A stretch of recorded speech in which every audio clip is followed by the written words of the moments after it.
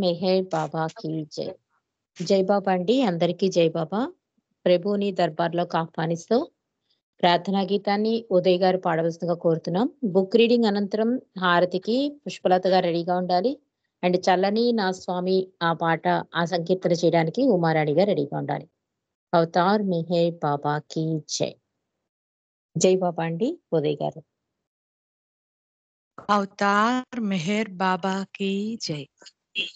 नमो मेहर बाबा अवतार नमो देव देवा प्रभु नमो मेहर बाबा अवतार नमो देव देवा अपार दिव्या कृपा सागर अपार दिव्या कृपा सागर सकल चराचर जगदुद्धार सकल चराचर जगदुद्धार नमो मेहरु बाबा अवतार नमो देव देवा प्रभु नमो मेहरु बाबा अवतार नमो देव देवा जोहारुलिवे श्री मेहरु बाबा जोहारुलिवे श्री मेहरु बाबा महिनी जनिंचिन मानव रूप महिनी जनिंचिन मानव रूप इह परानंद जीवनमीव इह परानंद जीवनमीव भव भय भंजन परम पावन भव भय भंजन परम पावन नमो मेहरु बाबा अवतार नमो देव देवा प्रभु नमो मेहरु बाबा अवतार नमो देव देवा అజ్ఞానాంధతాంతము చేసి అజ్ఞానాంధతాంతము చేసి దివ్య విజ్ఞాన దృష్టిను సంగి దివ్య విజ్ఞాన దృష్టిను సంగి అరిషడ్వర్గము అంతరింపగా అరిషడ్వర్గము అంతరింపగా అవ్యయ మోక్షం అనుగ్రహింపు అవ్యయ మోక్షం అనుగ్రహింపుము నమో మెహరు బాబా అవతార్ నమో దేవ దేవా ప్రభు నమో మెహరు బాబా అవతార్ నమో దేవ దేవా జై మెహర్ బాబా జై జై మెహర్ బాబా జై జై మెహర్ బాబా జై జై మెహర్ బాబా జై అవతార్ మెహర్ బాబా की జై జై బాబా జై బాబా అండి. ఉదయ్ గారు ప్రార్థనా గీతంతో ఈ రోజు ఈ సహవాసం ప్రారంభించినందుకు జై మెహర్ బాబా. మనం గత కొన్ని రోజులుగా సత్య సంపద అనే పుస్తకంలోని విశేషాలను రుస్తుంబి పల్హాటి తెలియజేస్తుంటే అది మనం తెలుసుకుంటున్నాం. అంటే అవగాహన చేసుకుందుకి ప్రయత్నం చేస్తున్నాం. ఇవన్నీ కూడా ఈ రామకృష్ణయ్య గారు అన్నట్లుగా ఇవన్నీ కూడా మనకి మార్గదర్శకాలు. అంటే బాబా మాటలు మండలి ద్వారా వినడం ఒక సమస్యకి పరిష్కారం గాని, ఒక మార్గదర్శకంగా గాని మనకి ఇవన్నీ కూడా తెలియపరుస్తాయి అంటారు రామకృష్ణయ్య గారు.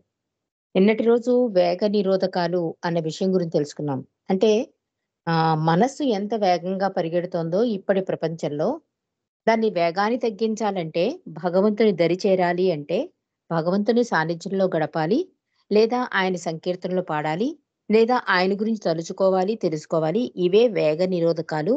వీటిని అధికంగా పెంచుకుంటూ పోతే చివరికి మనస్సు ఆగిపోతుంది అంటారు సోదరి మణిజ.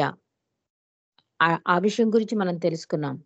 ఈరోజు జీవితం కోసం ఆరాటం. దీని గురించి రుస్తుంబి పల్హాటి ఏం తెలియజేస్తారో మనం ఒకసారి తెలుసుకుందాం. జీవితం కోసం ఆరాటం. మండలి వారిలో గల గొప్ప సుగుణం ఏమంటే వారి సమక్షమే ఎవరికైనా సంతోషాన్ని కలిగించేది. యాత్రికులు వారి చుట్టూ ఒక పువ్వు చుట్టూ తిరిగే తుమ్మెదల్లాగా వచ్చి చేరిపోయేవారు. యాత్రికుల హృదయాలు, వదనాలు మండలి వారి అభివాదంతో వారడిగే కుశల ప్రశ్నలతో వెలిగిపోయేవి. ఆ యాత్రికులకు ఏదైనా సమస్య ఉంటే దానిని మండలి వారు శ్రద్ధతో, ప్రేమతో ఆలకించి నెమ్మదిగా దయతో వారికి సూచనలే గాక ధైర్యాన్ని, ఆశను ఇచ్చేవారు మండలివారు. నేనక్కడ స్థిర నివాసం ఏర్పరుచుకుని ఉన్నందున మండలి వారితో నాకు గల సంబంధం కొంచెం భిన్నంగా ఉండేది.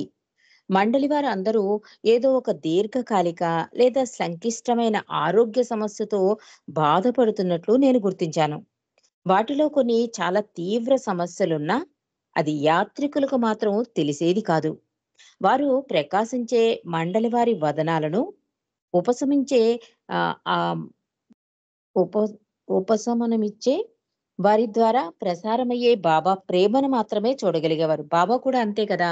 అప్పటి వరకు ఆ భుజాల మీద చేతులు ఆంచుకుని మండలి భుజాల మీద అసలు నేను ఇంక దర్శనం ఇవ్వగలనా? నా ఒంట్లో అసలు ఏం బాలేదు. ఇలా ఇన్ని మాటలన్న బాబా ఈ మండలి కూడా అనేవారు. బాబా మీరు దర్శనం ఇవ్వకపోతే ప్రేమికులు అర్థం చేసుకుంటారు. మీరు రెస్ట్ తీసుకోండి అన్నా కూడా బాబా ఒప్పుకునేవారు కాదు. వాళ్ళంత దూరం నుంచి వచ్చారు. వాళ్ళకి నా దర్శనం ఇవ్వకపోతే ఎలాగా? అని చెప్పి అంత ఓపిక లేని బాబా కూడా స్టేజ్ ఎక్కే వరకు చాలా అనారోగ్యంగా ఉండేవారు. ఆ స్టేజ్ ఎక్కాక ఆ దర్శనం ఎప్పుడైతే స్టార్ట్ అయిందో స్టేజ్ ఎక్కిన వెంటనే బాబా వెలిగిపోయేవారట. అంటే ఆ ప్రేమ అలాగా అంటే ఆ బాధని కూడా లోపల అణిచేసుకొని నవ్వుతూ బాబా దర్శన భాగ్యాన్ని ఇచ్చేవారు ప్రేమికులకి. మండలి కూడా ఒకసారి కంప్లెయింట్ చేస్తారు బాబాకి. ప్రేమికులకి ఆ అదృష్టం మాకీ నీ అనారోగ్యం చూడడము మాకిదేం దురదృష్టం అని అడుగుతారు. అంటే బాబా అంటారు వారు నా కోసం వచ్చారు. మీరు నా సేవ చేయడం కోసం వచ్చారు అని కూడా చెప్తారు. అలాగే ఇక్కడ మండలి కూడా నాకు తెలుసు. ఎందుకంటే సృస్తుంబి పల్హాడి చెప్తున్నాడు. నేను స్థిర నివాసం ఏర్పరచుకున్నాక వాళ్ళకున్న ఆరోగ్య సమస్యలు, ఆ అధికమైన సమస్యలన్నీ నాకు తెలుసు. వాళ్ళు ఎంత బాధపడుతున్నారో. కానీ అది యాత్రికులకు మాత్రం తెలియబరిచేవారు కాదు అంటున్నారు రుస్తుం. అంటే వాళ్ళ సాన్నిహిత్యాన్ని వాళ్ళకెంతో ఆనందం కలిగేది. అసలు మండలిని చూడగానే యాత్రికులందరూ పరవశులైపోయేవారు. ఎలా అంటే ఒక పువ్వు చుట్టూ తిరిగే తుమ్మెదల్లా అయిపోయేవారట. వాళ్ళ సమస్యను చాలా ఫ్రీగా చెప్పుకునేవారు. వాళ్ళ వదనాలు కూడా చాలా వెలిగిపోతూ ఉండేవి. అందువలన మండలి ఎన్ని బాధలు పడుతున్నా అది కనబరిచేవారు కాదు అని చెప్తున్నాడు రుస్తుం. బాబా ప్రేమను మాత్రమే చూడగలిగేవారు యాత్రికులు మండలిలో అని చెప్తున్నారు. ఇంతకు ముందే నేను చెప్పినట్లు నేను ఉన్న ప్రతి ప్రదేశం దాని ప్రత్యేక ఆకర్షణ కలిగి ఉండేది. ట్రస్ట్ ప్రాంగణంలో ఉన్నప్పుడు నాకు కలిగిన వెలలేని లాభం ఏమిటంటే నాకు కురుషెద్దుని కలిసే అవకాశాన్ని, ఆమెతో కొంత సమయాన్ని గడిపే అవకాశాన్ని కలిగించింది. అక్కడ ఉన్న ఆ సమయంలో అనగా ట్రస్ట్ ప్రాంగణంలో ఉన్న ఆమె మాత్రమే బాబా మాట్లాడే సమయంలో బాబాతో మెహరాబాదులో ఉన్న ఏకైక మండలి సభ్యురాలు. ఆమె మరియు మెహ్రా తొలి రోజుల్లో మెహరాబాదులో తనతో ఉంచడానికి బాబా అనుమతించిన తొలి స్త్రీ బృందంలోని వారు వాళ్ళు.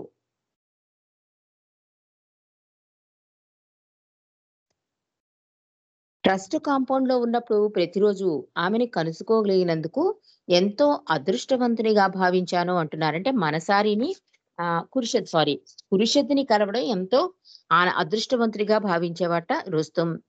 నేనామెతో హాస్యమాడి ఆమెను నవ్వించేవాడిని. ఆమె వెంటనే నవ్వేది. ఆమె బాబాతో గడిపిన తన జీవితపు కథలను నాకు వినిపించేది. ఏ రోజైనా నేను పని ఒత్తిడి వల్ల ఆమెను చూడడానికి వెళ్ళకపోతే ఆమె నా గురించి అడిగి నా ఆరోగ్యం గురించి వాకబు చేసేది. నాకు ఆమె గొప్ప మండలి వారిలో ఒక ఆమె అనిపించేది అంటున్నారు. అంటే ఎంత బాధ ఉన్నా కూడా వాళ్ళు పైకి కనబరిచేవారు కాదు. ఒక్క బాబా ప్రేమే వాళ్ళలో కనిపించేది అని చెప్తూ అంటే ఒక్కొక్కసారి మండలి హాల్‌లో, ఒక్కొక్కసారి ట్రస్ట్ ప్రాంగణంలో ఇయి జరుగుతూ ఉండేవి. ఈ ట్రస్ట్ ప్రాంగణంలో నేను ఎక్కువ సమయం గడపడం వల్ల, నేను కురుషద్దుతో నా పరిచయం పెరిగింది అని చెప్తున్నాడు. కురుషద్ అంటే ఎవరో మనకు తెలుసు. మెహరా కురుషద్దు తొలి స్త్రీ మండలిలో ఫస్ట్ వాళ్ళు. కాబట్టి ఇతనేం చెప్తున్నాడంటే, నేను కురుషద్దుతో చాలా చనువుగా ఉండేవాడిని. నేను ఎంతో అదృష్ట భాగ్యశాలిని. నేను హాస్యమాడినా కూడా ఆమె నవ్వుతో సమాధానం చెప్పేవారు. అంతేకాకుండా బాబాతో తను గడిపిన ఈ అనుభవాలని అన్నీ కూడా నాతో షేర్ చేసుకునేవారు. ఒకవేళ నేను గనక ఆవిడ చూడకపోతే ఆవిడ కబురు పెట్టేవారట. పైగా నీ ఆరోగ్యం ఎలా ఉంది అని కూడా అడిగేవారు. చాలా గొప్ప మండలి సభ్యులలో ఒకరు ఈమె అని చెప్తున్నాడు రుస్తుం. నేనలా అనుకోవడానికి ఒక కారణం, ఆమె జీవితానికి సంబంధించిన పరిస్థితులు చాలా క్లిష్టంగా ఉండేవి. ఆమె ఆరోగ్యం బాగుండేది కాదు. ఆమె కదలికలు తక్కువగా ఉండేవి. నిజానికి 20 సంవత్సరాలు ఆమె దాదాపుగా ఒక కుర్చీలో కూర్చుని ఉండడానికే పరిమితమై ఉండేది. ఒక వాకర్ సహాయంతో ప్రతిరోజు ఆమె నెమ్మదిగా, ఎంతో కష్టంగా యాత్రికుల రిజర్వేషన్ ఆఫీసు ముందు బాగాన ఉంచబడిన బాబా చిత్రాన్ని చూచి ప్రణామం చేయడానికి వెళ్ళేది. అది ఆమె చేసిన సుదీర్ఘ ప్రయాణం. సమయం గడిచిపోతుంటే ఆ 20 అడుగుల ప్రయాణం కూడా ఆమెకు దుర్లభమైపోయింది అంటున్నాడు రుస్తుం.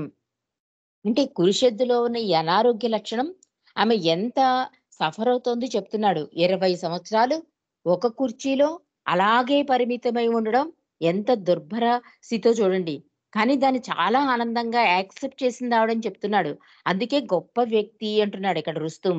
ఎంత దారుణమైన పరిస్థితి అంటే ఆ ట్రస్ట్ ప్రాంగణంలో బాబా ఫోటో దగ్గరికెళ్ళి లేచి దండం పెట్టుకోవాలి అనుకుంటే 20 అడుగులు ఎయ్యాలట. ఆ 20 అడుగులు కూడా చాలా కష్టం మీద వేసేది.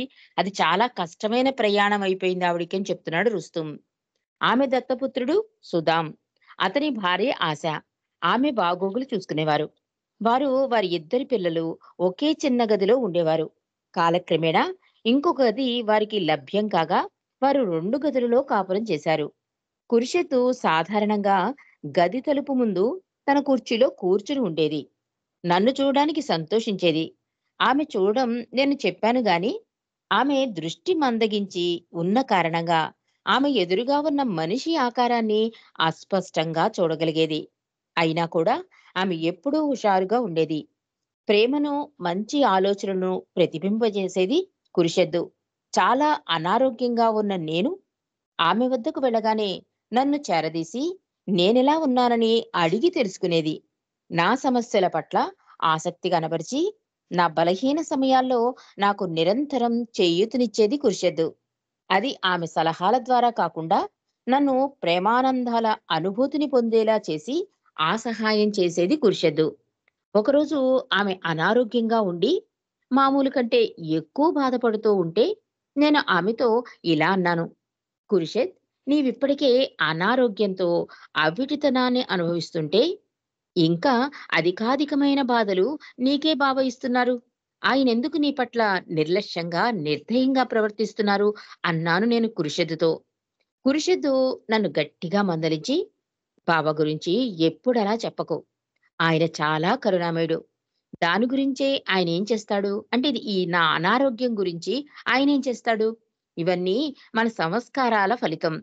ఆయన్నెందుకు నిందించడం? నిజానికి మనం అదృష్టవంతులం.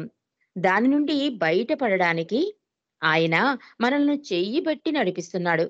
ఆయన మనలను తన బాహువుల్లో ఉంచుకుని తీసుకెళ్తాడు.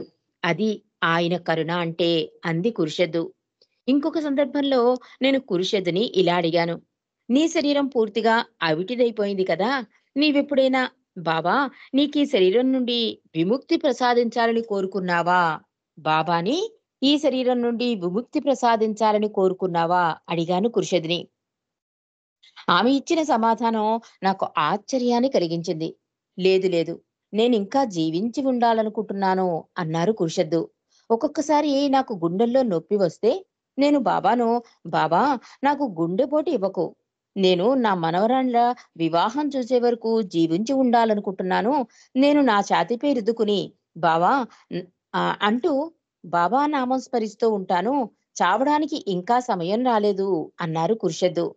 పురుషుడు జీవించి ఉండాలనే ఆరాటం ఆమె అంగవైకల్యం కన్నా చాలా దృఢంగా ఉండేది అన్నారు రుస్తుం. అంటే ఇక్కడ కురుషద్దు భావన ఏంటంటే ఈ కర్మలు అనుభవించేయాలి తప్ప బాబా నాకీ బాధ తీసేయి, బాబా నేను భరించలేకపోతున్నాను, ఈ శరీరం నుండి విముక్తి ఇలాంటి మాటలు ఎప్పుడూ కూడా కురుషద్దు అనలేదు అంటే హైయెస్ట్ ఆఫ్ ది హైలో బాబా ఇచ్చిన మెసేజే కారణమండి. బాబా కూడా అంటారు ఆ ఇచ్చని అంగీకరించేసేయి, నా ఇచ్చని అంగీకరించేస్తే ఎందుకంటే ఈ సంస్కారాలు ఎంత ప్రక్షాళన అయితే నీకు మళ్ళీ జన్మకి పునాది వేసుకోవని బాబా చెప్తారు. అందుకే బాబా ఈ ఆత్మ ప్రయాణంకి ఏది అవసరమో అదే ఇస్తారు. ఇవన్నీ మండలికి తెలుసు కనుక ఇవేమీ అడగట్లేదు. కానీ రుస్తూ మాత్రం చాలా అమాయకంగా ఇన్ని బాధలు పెడుతున్నారు. ఎప్పుడు బాబా మీద నీకు కంప్లెయింట్ ఇవ్వలేదా నువ్వు? నిర్లక్ష్యంగా ఇంత నిర్దయంగా బాబా ఉన్నాడు కదా! ఎందుకంటే 20 ఏళ్ళు కుర్చీలో ఉండడం, కళ్ళు కనిపించకపోవడం, రోజు రోజుకి అనారోగ్య సమస్యలు పెరిగిపోవడం. ఇవన్నీ చూస్తే బాబాని ఒక నిర్దయుడిగా, ఒక కఠినుడిగా నీకనిపించలేదా అని అడిగితే, చాలా గట్టిగా మందలించించండి కురిషద్దు. నీకేం తెలుససలా? బాబా ఎంత కరుణామయుడో, ఆ బాబా కూడా అంటారు కదా! 100% బాధలో 80% నేను భుజానేసుకుని 20% నీకిస్తాను అంటారు. అది గ్రహించారండి కురుషద్ మండలి వాళ్ళు అందరూ కూడా. అందుకే కురుషద్ దెబ్బలాడింది రుస్తుంతో. ఆయన ఎంత కరుణామయుడో నీకేం తెలుసు? ఈ ఆపద సమయంలో నన్ను చెయ్యి పెట్టి నడిపిస్తుంది ఆయనే. ఆయన బాహువుల్లో నన్ను బంధించి ఉంచారు. అది ఆయన కరుణ. అంటే దాని నె ఆ పరిస్థితుల్లో కూడా ఉండగలిగాము అంటే, ఆయన కరుణా కృప వలనే అని చెప్తున్నారు. అంటే ఎలాంటి పరిస్థితులు ఎదురైనా బాబా కొంగు విడవకుండా ఉండడం అండి. అందుకని కురుషుద్దు ఏమంటున్నారు, "ఈ శరీరం రాలిపోవాలి, ఈ శరీరం తీసేసుకో, ఈ బాధలు తీసేసుకో." ఇవన్నీ కూడా బాలనాటిని కూడా బాబా అదే అంటారు. బాధపడుతున్నప్పుడు ఎక్కువ బాబాని స్మరిస్తావా? ఆనందంగా ఉన్నప్పుడు స్మరిస్తావా? అంటే బాలనాటి నిజాయితీగా చెప్పేస్తాడు. బాధలున్నప్పుడే నువ్వు ఎక్కువ గుర్తుకొస్తావు బాబా అంటే, బాధ మంచిదే కదా అంటారు. ఆయన స్మరణే కదా ఈ ఆత్మకి ప్రయాణానికి మంచి మార్గం చూపించేది. కాబట్టి ఇక్కడ కురుషది కూడా ఏమంటోంది, నేనెప్పుడూ కూడా జీవించాలనుకుంటున్నాను. ఎందుకంటే ఈ సంస్కారాలన్నీ కూడా కంప్లీట్ అవ్వాలి. చనిపోవాలనుకుంటే ఈ సంస్కారాలు మళ్ళీ జన్మకి పాస్ ఆన్ అవుతాయి కనుక ఆవిడేమంటోంది, నేనెప్పుడూ అలా అనుకోలేదు. ఒకవేళ గుండె నొప్పొచ్చినా కూడా నేను బాబా నామస్మరణ అధికం చేశాను. ఇంకా నా మనవల పెళ్ళిళ్ళు ఇవన్నీ చూడాలి బాబా అంటూ ఉంటాను అని చెప్తోంది. అంటే ఆవిడకి బాబా మీద ఉన్న అపార ప్రేమ ఆ బాధలని అధిగమించిందండి. కాబట్టి జీవితం ఎప్పుడూ కూడా ఒక పోరాటమే. ఎప్పుడూ కూడా జీవితం కోసం మనం ఆరాటపడుతూ ఉంటాం. అంటే కంఫర్ట్ జోన్‌లో ఉన్నంత సేపు మనకి బావుంటుంది. తర్వాత ఏదైనా కొంచెం పక్కకి జరిగితే మాత్రం అది భరించలేం. ఆ భరించలేని టైంలో కూడా బాబా మీద తపన, ప్రేమ అధికంగా ఉండాలి తప్ప పక్కకెళ్ళకూడదని మన కురుష ద్వారా మనకి ఈరోజు తెలుసుకున్నామండి. ఇక నెక్స్ట్ చాప్టర్‌లోకెళ్దాం. ఆయనకు సర్వార్పణ సంపూర్ణంగా చెయ్యాలి. దీని గురించి మనం తెలుసుకుందాం. రుస్తుం అంటున్నాడు, కురుషద్ మరణించిన తర్వాత నా ఆరోగ్యం బాగా దెబ్బతిన్నది. ఒక్కొక్కసారి నడవలేకపోయేవాణ్ణి. నేను స్వయంగా చేసిన చిన్న చిన్న పనులు కూడా ఇంకొకరి సహాయం అవసరమైంది నాకు. నేను దీనివల్ల చాలా నిరుత్సాహపడిపోయాను. వెంటనే కురుషది యొక్క గొప్పదనం నాకు విదితమైపోయింది. ఆమె అనుభవించిన అసక్తత నాకంటే అధికమైనది. అయినా ఆమె జీవితాన్ని పూర్తిగా అనుభవించింది. ఇంకా జీవించాలనే ఆకాంక్షను కలిగి ఉండిందామె. ఆమె ఎలా దాన్ని భరించిందనే విషయం నాకెప్పుడూ విస్మయాన్ని కలిగించేది అన్నారు రుస్తుం. 1 సంవత్సరం, 2 సంవత్సరాలు గడిచాయి. ఇంకా నేను నా జీవితంలో ఆరోగ్యంతో కుస్తీ పడుతూనే ఉన్నాను. నేను కురుషుద్ధిని తరచుగా గుర్తు చేసుకోకుండా ఉండలేకపోయాను. ఆమె ఉండి నాకు మార్గదర్శకత్వం చేస్తూ ఉంటే ఎంత బాగుండేది అని భావించేవాడిని. నా బాధల బరువు ఆమె ఎన్నో సంవత్సరాలు భరించిన బాధల కంటే ఎంతో అల్పమైనదే అయినా నన్నది పిండి చేస్తోంది. నేనా బాధల బరువును భరించలేకపోతున్నాను, అనుభవించలేకపోతున్నాను అన్నారు రుస్తుం. అప్పుడు కురుషెద్దు మరియు రోడా దుబాషుల మధ్యన జరిగిన ఒక సంఘటనను నేను చాలా స్పష్టంగా గుర్తు చేసుకున్నాను అంటున్నారు రుస్తుం. అంటే కురుషెద్దు మరణించాక ఈ రుస్తుంబి ఫల్హాటి బాధలు ఎక్కువైపోయాయి. రుస్తుం ఎప్పుడైనా కనిపించకపోతే కురుషెద్దు అడిగేదట. అంటే తన అనారోగ్య సమస్య అధికంగా ఉన్నా కూడా ఆ రుస్తుముని పిలిపించుకుని, "నీ ఆరోగ్యం ఎలా ఉంది?" ఇలాగ మాట్లాడుతూ ఉండేది. ఆవిడ లేకపోవడం నాకు చాలా లోటు కలిగించింది అంటున్నాడు. ఎందుకంటే ఎలా భరించిందావిడ ఈ బాధల్ని? ఆవిడ బాధల ముందు నా బాధలు చాలా చిన్నవి. కానీ ఆవిడ కనుక బతికి ఉండి, నేను ఆవిడ దగ్గరికి వెళ్ళి ఉంటే, నా బాధలు అధికం అంటే అప్పుడు నేను భరించగలిగేవాడినేమో. ఈ బాధలు నన్ను పిండి చేస్తున్నాయి కురుషెద్దు లేకపోవడం వల్ల నేను భరించలేకపోతున్నాను అంటున్నాడు రుస్తుం. ఈ సందర్భంగా నేను కురుషెద్దు, రోడా దుబాషుల మధ్య జరిగిన ఒక స ఒక స్ గ సంఘటన నేను గుర్తు చేసుకుంటున్నాను అని చెప్తున్నాడు రుస్తుం. రోడా చూపు మందగించింది. అలాగే ఆమె వినే శక్తి గతంలో కూడా అది ఎప్పుడూ బాగాలేదని ఇప్పుడు పూర్తిగా క్షీణించింది. ఇక త్వరలోనే ఆమె పూర్తి అంధత్వాన్ని, బధిరత్వాన్ని అనుభవించబోతోంది అనిపించింది. స్వాభావికంగానే ఆమె నిరాశ చెందింది. ఆమె ఎప్పుడూ బాబాకు ఫిర్యాదు చేసేది. బాబా, నన్నెందుకు తీసుకుని పోవు? నేను చూడలేను, వినలేను. ఇంకా నీవెందుకు నన్ను తీసుకుని వెళ్ళవు అని బాబాకి ఫిర్యాదు చేసేది. ఆమె దృష్టి తగ్గిపోతున్నా వినే శక్తి మందగించిన రోడా ఇంకా చురుకుగానే ఉండేది. ఆమె రోజు సమాధి దర్శనానికి వెళ్ళేది. మెహరాజాదు కూడా తరచుగా వెళ్ళేది. మెహ్రాజాద్‌కు వెళ్ళేటప్పుడు అహ్మద్‌నగర్ బస్సులో దిగి ట్రస్ట్ ప్రాంగణంలోకి వెళ్లి కురుషెద్దుని చూచేది రోడా దువాషు. ఒకరోజు కురుషెద్దు ఎలా ఉన్నావు అని రోడాని ప్రశ్నించింది. ఆ సమయంలో రోడా చాలా ఉదాసీనంగా ఉంది. కురుషెత్, నా దృష్టి క్షీణిస్తోంది. వస్తువులను స్పష్టంగా చూడలేని పరిస్థితి. నా వినే శక్తి కూడా తగ్గిపోతున్నది. వినికిడి కోసం మిషన్లు వాడితే గాని వినలేకపోతున్నాను. నేను ఏమీ చేయలేకపోతున్నాను.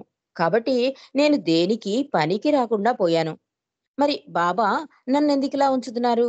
ఆయన నన్నెందుకు తీసుకుని పోవటం లేదు? అంది రోడా. దానిలోని గమ్మత్తేమిటంటే రోడా కురుషెద్దుతో ఫిర్యాదు చేస్తున్నది. కానీ కురుషెద్దు నడవలేదు. అంటే ఇద్దరు అనారోగ్య పరిస్థితిలోనే ఉన్నారు. కానీ రోడా కన్నా కురుషెద్దుకే బాధలెక్కువ. కానీ ఈ కంప్లెయింట్ వింటుందెవరు? కురుషెద్దుతో చెప్తోంది రోడా. నేను ఈ వినలేను, చూడలేను. ఇంక నా నా వల్ల ఏ పని అవ్వదు. అలాంటప్పుడు బాబా నన్నెందుకుంచారు? తీసుకెళ్ళిపోవచ్చు కదా! అని రోడా కురుషెద్దుతో అంది.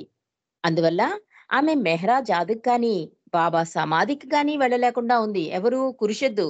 ఇంకా రోడా అయితే బస్సెక్కి ట్రస్ట్ ఆఫీస్‌కొచ్చింది. మెహ్రా జాదు వచ్చింది. బాబాని దర్శించుకుంటోంది. కానీ కురుషెద్దు అలాంటి పరిస్థితిలో లేదు అని చెప్తున్నాడు రుస్తుం. ఆమె దృష్టి రోడా దృష్టి కన్నా తక్కువగా ఉంది. ఈ నడవలేకపోవడమే కాదండి. ఆ కుర్చీలో కూర్చుంది 20 సంవత్సరాలు. ఇగ అంతకన్నా అంటే రోడాకు కొంచెమైనా అస్పష్టంగా కనిపిస్తుంది. కురుషెద్దుకైతే అసలు ఏమీ కనిపించట.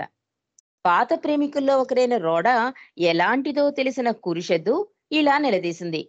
రోడా, నీ సర్వస్వం బాబాకు అర్పించుకున్నప్పుడు నీ శరీరం బాబాదే కదా! అందువల్ల ఆయనకే అన్నీ వదిలేయ్. ఒకసారి నీవాయనకు ఏదో ఇస్తే అది ఆయనదే అవుతుంది. దానినాయన ఏ రకంగానైనా వాడుకోవచ్చు. ఆయన నీ కళ్ళను గాని, చెవులను గాని, కాళ్ళను గాని తీసుకుని పోవాలి అనుకుంటే తీసుకుపోనివ్వు. అది ఆయనదే అయిపోయుంది కదా! అందువల్ల ఎందుకా ప్రతిఘటన? ఎందుకా ఫిర్యాదు? నీవు నీ సర్వస్వాన్ని ఆయనకిచ్చినప్పుడు గుర్తు పెట్టుకోరోడా, అది బాబాదే. ఇక ఏదీ నీదంటూ ఉండదు. ఇవ్వడం అనేది ప్రక్రియ.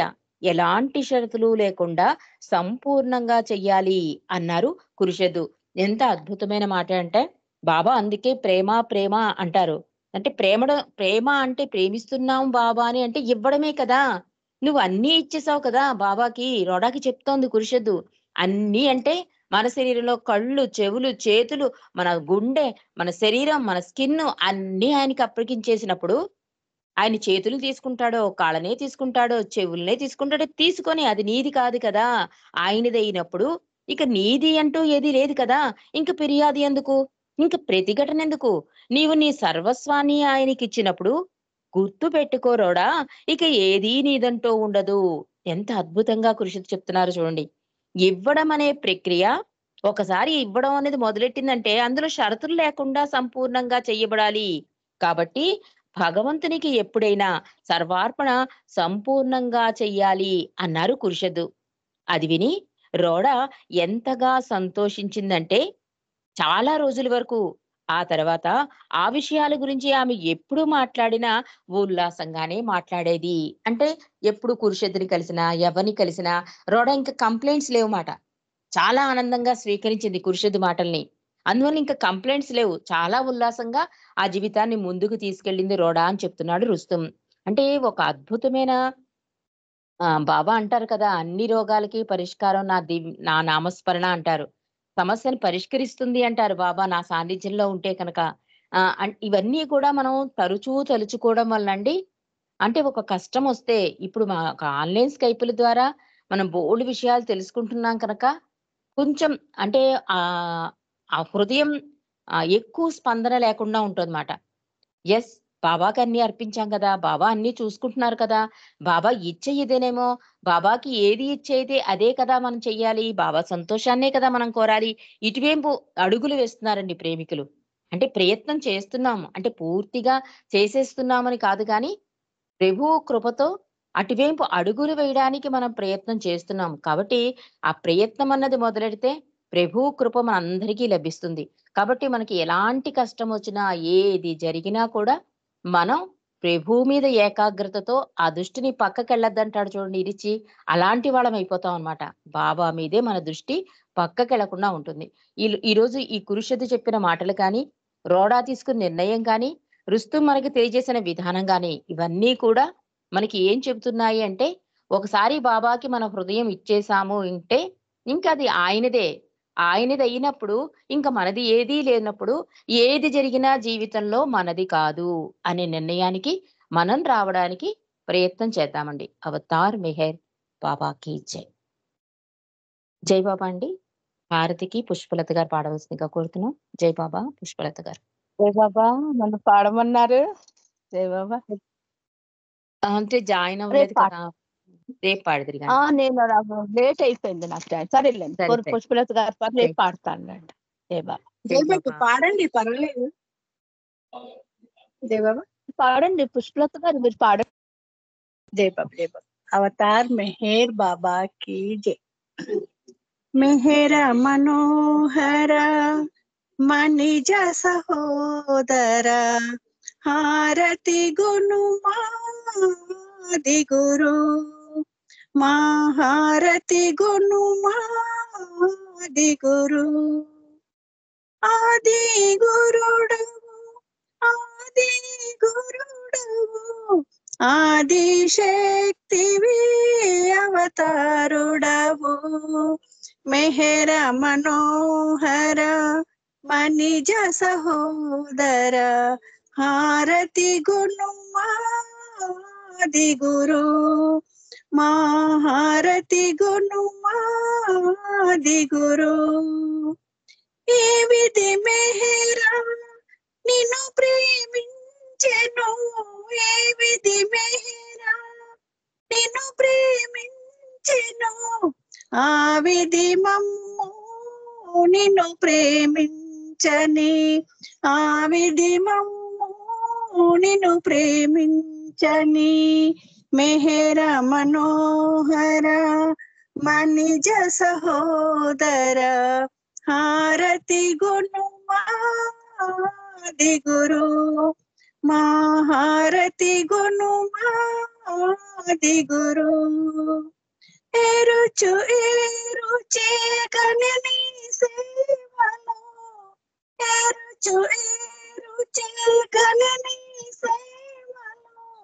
ఆరుచి గణని మముని సేవలో ఆరుచి గణని మముని సేవలో మెహర మనోహర మనిజ సహోదర హారతి గుణుమాది గురు మండలిని కటో అర్పణైరో మండలిని కటో అర్పణైరో అటులే మమ్ము అర్పణగాని అటులే మమ్ము అర్పణగాని మెహర మనోహర మనిజ సహోదర హారతి గుణుమాది గురు మహారతి గుణుమాది